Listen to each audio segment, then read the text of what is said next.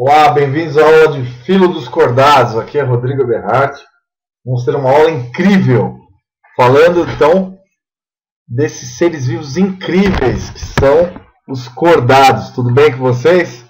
Vamos lá então. Vamos ver então as maravilhas dos cordados. Bom, o Filo dos Cordados leva em consideração três estruturas básicas.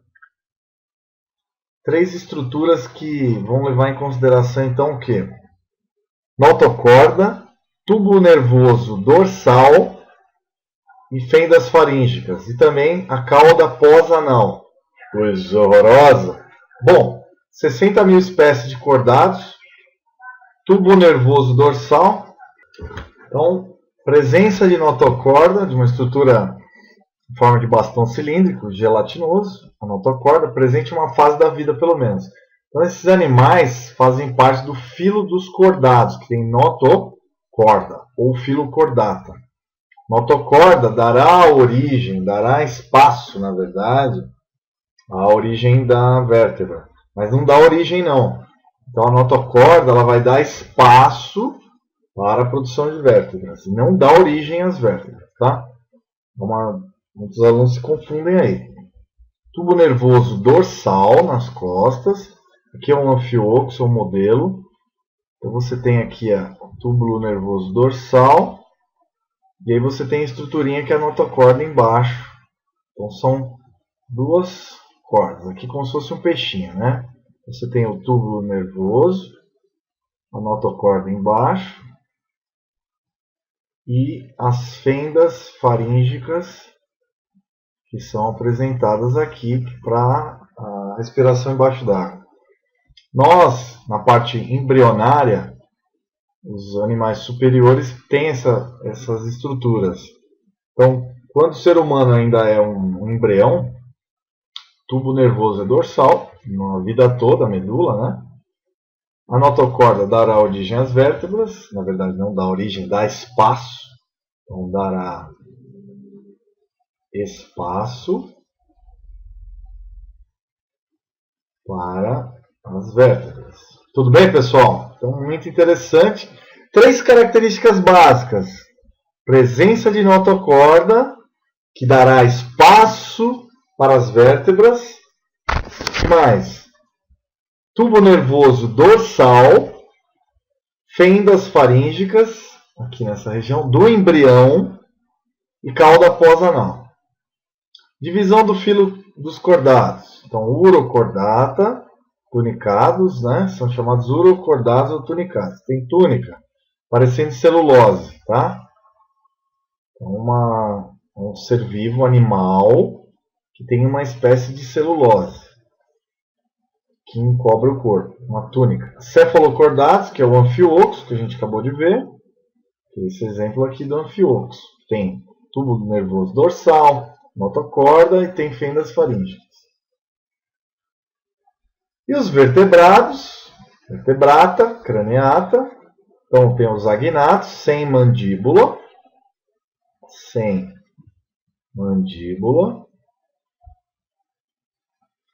E os ginostomados com mandíbula. Os ciclostomados, que não tem mandíbula, tem então ventosas, que é o caso da lampreia. E os ginostomados começam então com os condrícteos, peixes cartilaginosos. Depois vem os osteites, são os peixes ósseos. Então primeiro vem os peixes cartilaginosos, condrícteos. Condrícte quer dizer que tem cartilagem. Osteite são ossos. Os anfíbios, sapos, pererecas, cecílias, né? Então, sapos, pererecas, você tem as rãs, né? Nos répteis você tem uma grande diversidade, os dinossauros que já foram extintos, dinossauros marinhos, terrestres e aéreos. Você tem a presença de tartarugas hoje, os quelônios, né? Você tem as cobras, os ofídeos. A gente tem aqui no planeta Terra os lagartos, as cobras, como já falei.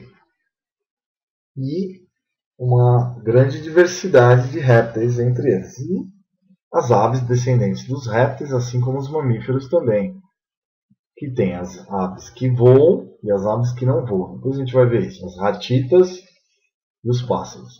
Os mamíferos, que é um grande grupo animal super diversificado. E os tetrápodes, que são os anfíbios com 4 patas, répteis, aves e mamíferos. Todos com 4 membros, patas. Bom? Muito interessante.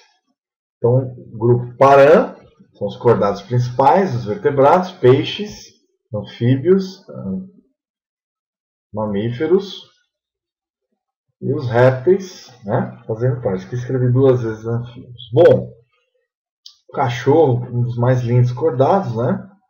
Aqui a cauda pós-anal também é uma característica. Cox no nosso corpo, perto aqui do bumbum, né? No final da vértebra, no final da coluna.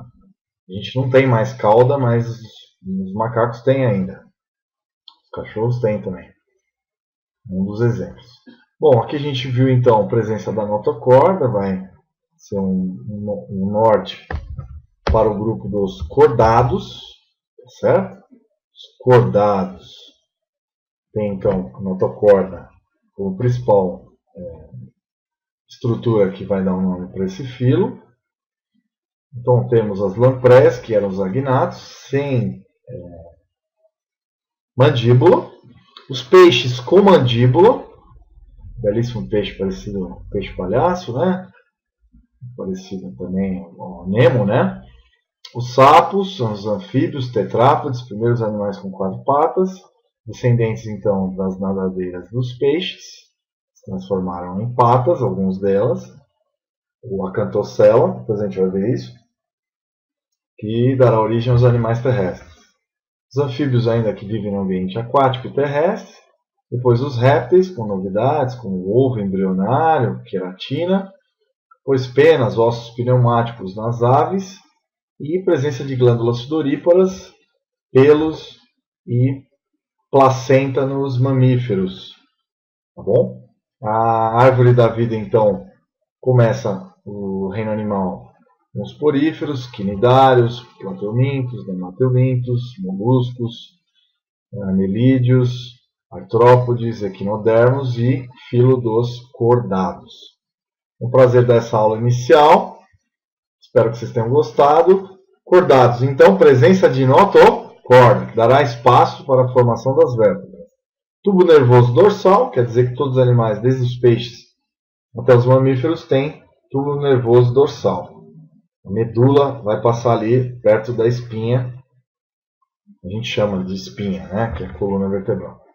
Fendas com 2 lados da faringe, fendas faríngicas. Nosso embrião conserva essa característica, que a gente vai mostrar. Cauda pós-anal, cox. E está aí finalizada então essa parte. Espero que vocês tenham gostado.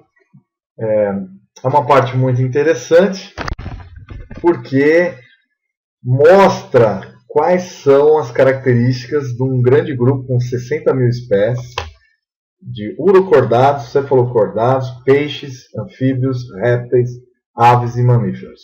60 mil espécies, entre elas a nossa espécie humana. Nós somos cordados, tá? Grande abraço para vocês, espero ter ajudado.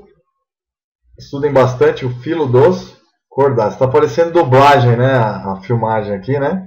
Eu falo e sai a voz depois, né? Mas tudo bem. Grande abraço para vocês. Tchau, tchau. Estudem bastante, hein? Grande abraço! Estudem!